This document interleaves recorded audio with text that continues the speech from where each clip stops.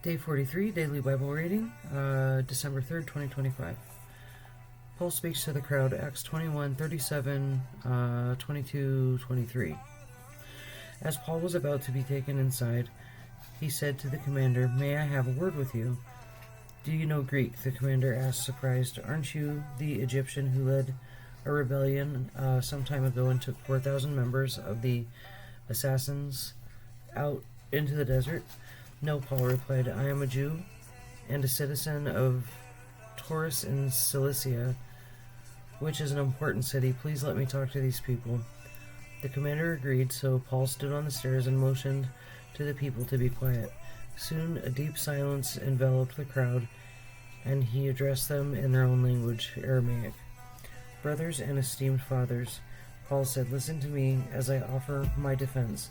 When they heard him speaking in their own language, the silence was even greater.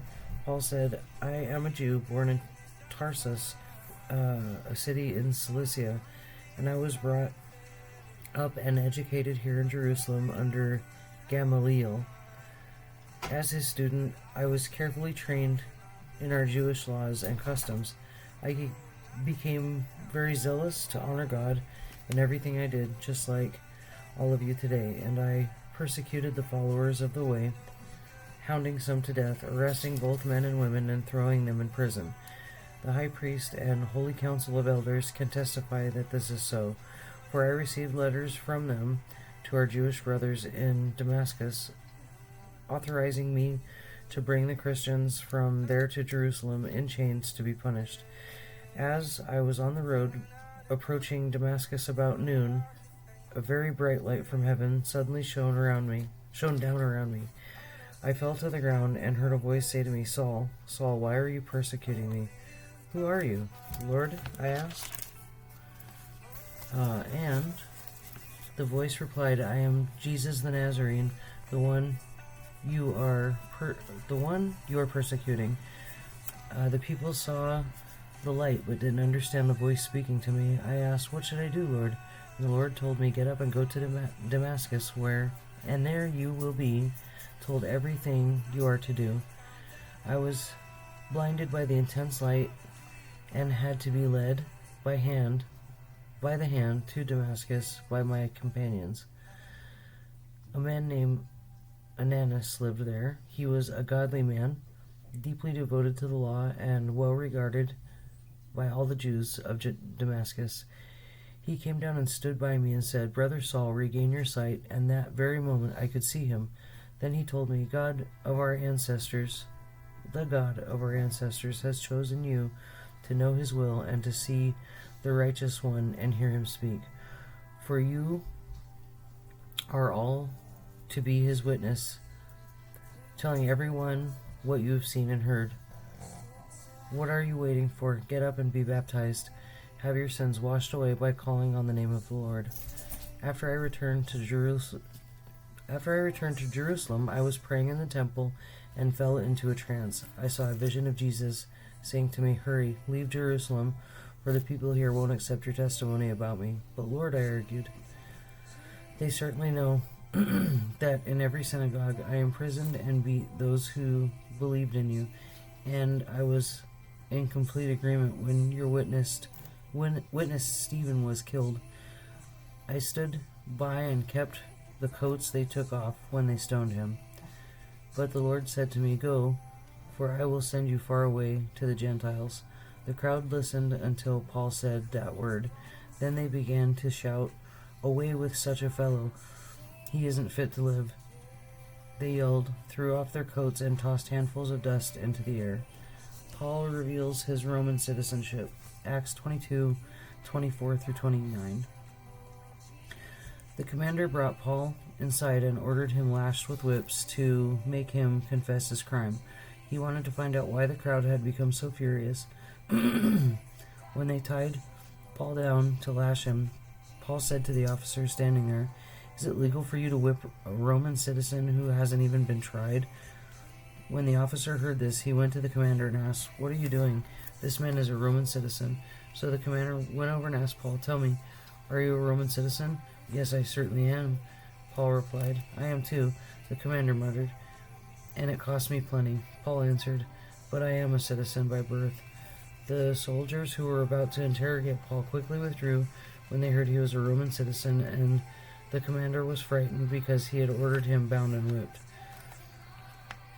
Paul before the High Council, Acts 22:30, 23:11.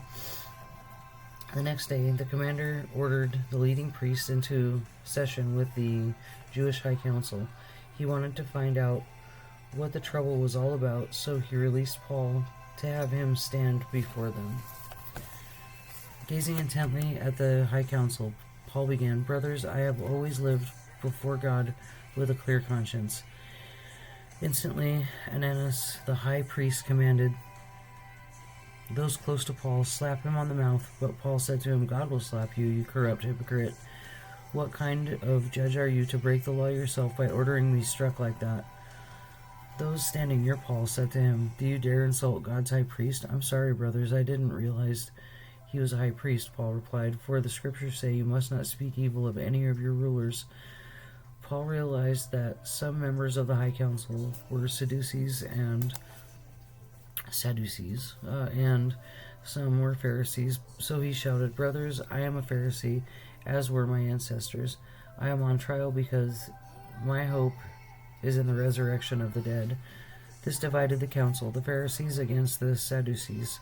For the Sadducees say there is no resurrection or angels or spirits, but the Pharisees believe in all of these. So there was a great uproar. Some of the teachers of religious law who were Pharisees jumped up and began to argue forcefully. We see nothing wrong with him, they shouted. Perhaps a spirit or an angel spoke to him. As the conflict grew more violent, the commander was afraid they would tear Paul apart, so he ordered his soldiers to go and rescue him by force and take him back to the fortress. That night the Lord appeared to Paul and said, Be encouraged, Paul, just as you have been a witness to me here in Jerusalem, you must preach the good news in Rome as well. The plan to kill Paul, Acts 12 through 22. The next morning, a group of Jews got together and bound themselves with an oath not to eat or drink until they had killed Paul. There were more than 40 of them in the conspiracy. They went to the leading priests and elders and told them, We have bound ourselves with an oath to eat nothing until we have killed Paul, so you and the High Council should ask the commander to bring Paul back to the council again. Pretend you want to examine his case more fully. We will kill him on the way. But Paul's nephew, his sister's son, heard of the plan and went to the fortress and told Paul. Paul called for one of the Roman officers and said, Take this young man to the commander. He has something important to tell him. So the officer did, explaining, Paul the prisoner called me over and asked me to bring this young man to you because he has something to tell you. The commander took his hand, led him aside, and asked, What is it you want to tell me? Paul's nephew told him, Some Jews are going to ask you to bring Paul before the High Council tomorrow, pretending they want to get some more information, but don't do it. There are more than 47 men hiding along the way, ready to ambush him. They have vowed not to eat or drink anything until they have killed him. They are ready now, just waiting for your consent. Don't let anyone you know you told me this. The commander warned the young man. Paul is sent to Caesarea. Acts 23 through 35. Then the commander called 2 of his officers and ordered, Get 200 soldiers ready to leave for Caesarea at 9 o'clock tonight. Also take 200 spearmen and 70 mounted troops. Provide horses for Paul to ride and get him safely to Governor Felix. Then he wrote this letter to the governor. From Claudius Lysias to His Excellency the Governor Felix, greetings. This man was seized by some Jews, and they were about to kill him when I arrived with the troops. When I heard that he was a Roman citizen, I removed him to safety. Then I took him to their high council to try to learn the basis of the accusations against him. I soon discovered The charge was something regarding the religious law, certainly nothing worthy of imprisonment or death. But when I was informed of a plot to kill him, I immediately sent him to you. I have told his accusers to bring their charges before you. So that night, as ordered, the soldiers took Paul as far as Antipatris. They returned to the fortress the next morning, while the mounted troops took him on to Caesarea. When they arrived in Caesarea, they presented Paul and the letter to the governor Felix. He read it and then asked Paul what province he was from. Cilicia, Paul answered. I will hear your case myself when your accusers arrive, the governor told him. Then the governor ordered him kept in the prison at Herod's headquarters. That's it for today. Thank you.